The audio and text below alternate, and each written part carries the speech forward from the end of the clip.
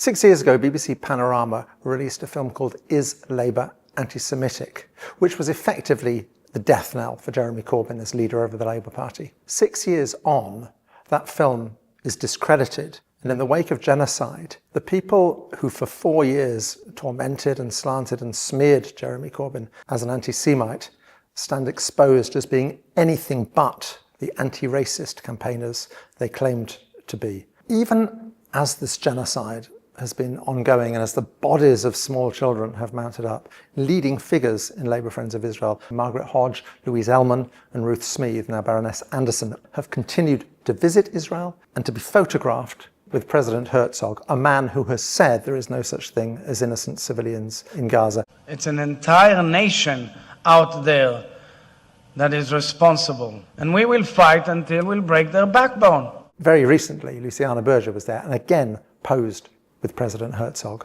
There they are visiting a state in the midst of that state committing genocide, the ultimate racist act. These are the very people who for 4 years were lauded by the entirety of the British media as valiant champions of the struggle against racism. Anti-racism, against all, and social justice, the values which I hold really dear. I cannot remain in a party that I have today come to the sickening conclusion is institutionally anti-Semitic. A book came out earlier this year called Get In, and it's by Patrick Maguire and Gabrielle Pogrund, who are reporters at The Times. And it is the inside account of Starmer's rise to power. If we in the Labour files were portraying the issue of anti-Semitism having been cynically exploited in order to bring down Jeremy Corbyn, in Get In, they go much further. They describe it as a conspiracy without precedent in the history of the Labour Party. People will remember Rachel Riley, the Countdown presenter, as playing an absolutely central role in the campaign against Jeremy Corbyn. One of the fascinating things in Pogrund and Maguire's book, Get In, is they reveal how she was secretly, their word, recruited by the Jewish Labour movement to front a campaign against the left-wing website, The Canary. Essentially what these people did was that they redefined anti-Zionism as anti-Semitism. And of course, once you've done that, you're going to find anti-Semites everywhere. 6 years ago, BBC Panorama released a film called Is Labour Anti-Semitic? It was extremely hostile to Corbyn.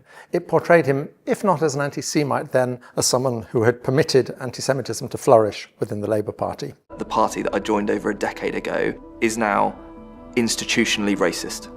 The anti-Semitic abuse I received was what I was subjected to every single day.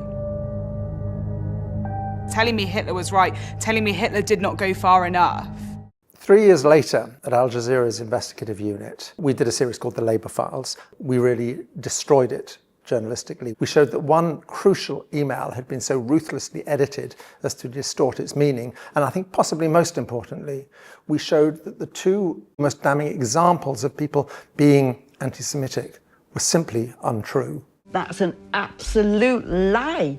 I didn't say that. The BBC admitted that the Izzy Lenger story, Hitler was right, Hitler didn't go far enough, was wrong. She never said it. Other than that, you just got that the programme met the editorial standards of the BBC, which, if true, is very worrying about the editorial standards of the BBC. Now let's just look at the Jewish Labour movement. It was absolutely central to all of this. Almost all of the anonymous interviewees in the BBC Panorama came from the Jewish Labour movement. Now, I have gone through the Jewish Labour movement's X feed since October the 7th. There is not a single word of compassion or concern for Palestinians. There is not a single word of criticism of the actions of the Israeli government. There's not even any criticism of Netanyahu, which is perfectly safe territory. I've looked too at the X feeds and the public pronouncements of the other people who played a leading role in this campaign against Corbyn. Luciana Berger, Louise Ellman, Margaret Hodge, Ruth Smeeth, now Baroness Anderson, Rachel Riley, Tracy Ann Oberman, John Mann. All of these people pretty much the same as the JLM. You get the very, very occasional bit of the most perfunctory sort of hand-wringing. Other than that, no criticism at all of the Israelis. Virtually no expression of compassion or sympathy for the Palestinians at all. With others, it is even worse. If you take Ian Austin, former Labour MP, elevated to the Lords by Boris Johnson for his services in bringing down Jeremy Corbyn, and who has been appointed by Keir Starmer as trade envoy to Israel. For a time, Ian Austin had as his ex-profile picture the words, "Let Israel finish the job." You have David Menzer, who appears on our screens all the time. He's a spokesman for the Israeli government. He's actually the man day after day up there on screen justifying what the Israelis are doing in the Gaza Strip. IDF have carefully struck using precise munitions to mitigate any civilian harm in the area. He is a former director of Labour Friends of Israel. And with others, it gets even worse. In the Labour files, we expose Jonathan Hoffman and Richard Millett. These two men were really the sort of foot soldiers of the campaign against Jeremy Corbyn. They were the ones that were coming up with the stories day after day. We exposed them as having links to the extreme right, as having been at one time very close to the English Defence League. Jonathan Hoffman, he is photographed alongside Roberta Moore, the founder of the EDL's Jewish division. She will later express her admiration for Anders Breivik, the neo-Nazi who murdered 77 people in Norway.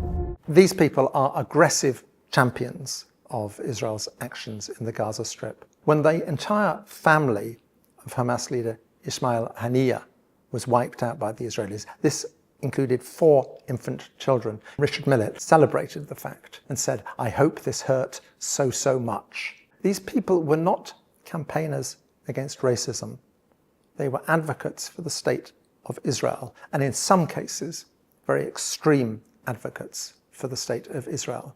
And the fact that the British media simply uncritically bought into their framing of events for 4 years is an absolute disgrace journalistically. On one level, this is all ancient history, and it's very painful ancient history. On the other hand, the genocide in Gaza shows that it's an issue that just doesn't go away. And it is also something, like a rocket in Gaza, it's been battle tested and shown to work. It will be wheeled out, the anti-Semitism thing will be wheeled out again and again and again to destroy figures of the radical left. Some Jewish New York City voters have expressed concerns, anti-Semitism concerns about Mamdani. And they are afraid that your mayorship would actually lead to increased anti-Semitism. He's Jewish, lives in New York, he's got a young family. If this guy wins, you're leaving?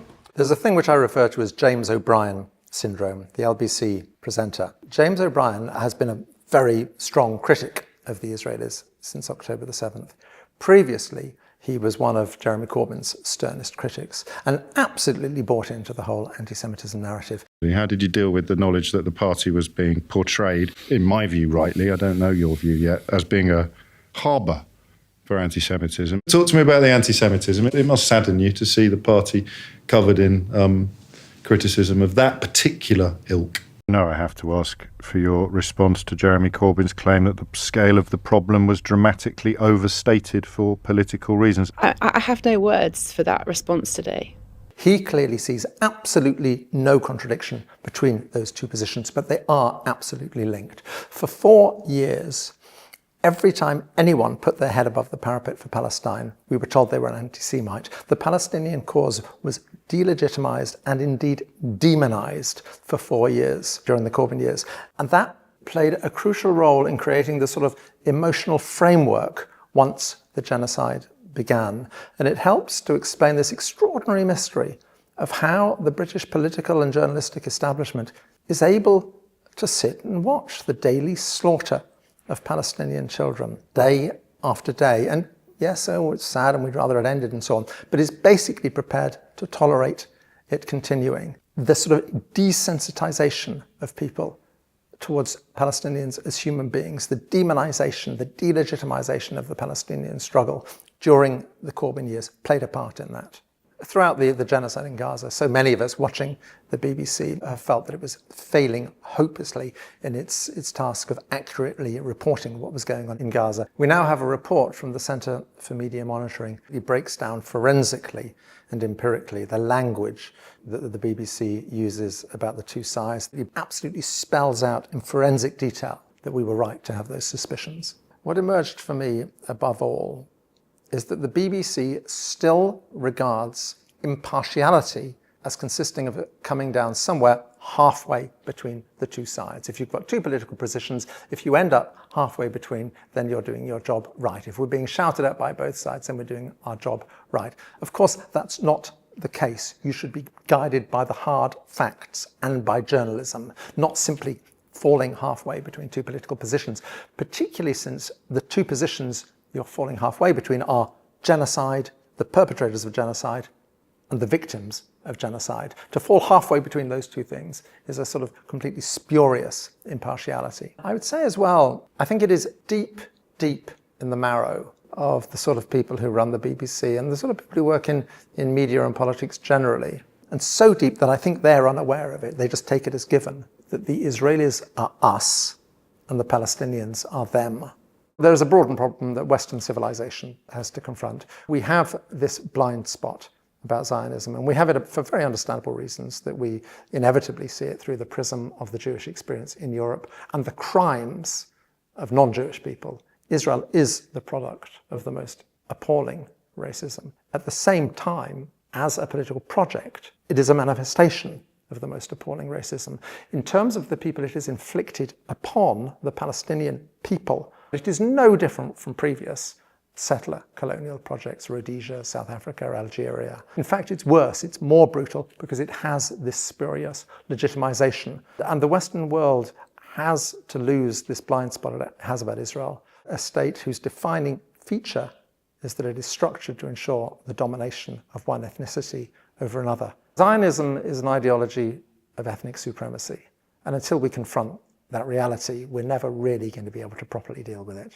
In the wake of the genocide, one would hope that that enormously damaging weapon that could be wielded against the left, the accusation of anti-Semitism, has lost its potency. The veil has been stripped away from many of the people who were using it and exposed them as people who were essentially advocates for Israel. If there's one thing we've learned from the genocide, it is that the left must never again uncritically accept allegations of anti-Semitism. There are two issues the mainstream media is incapable of covering. One is the left. It is incapable of seeing divisions on the left as anything other than battles between goodies and baddies. The second issue is the issue of Israel, that they're totally incapable of covering. And where these two things interact, mainstream media is a complete disaster. That's why you need Double Down News, and support it on Patreon, please.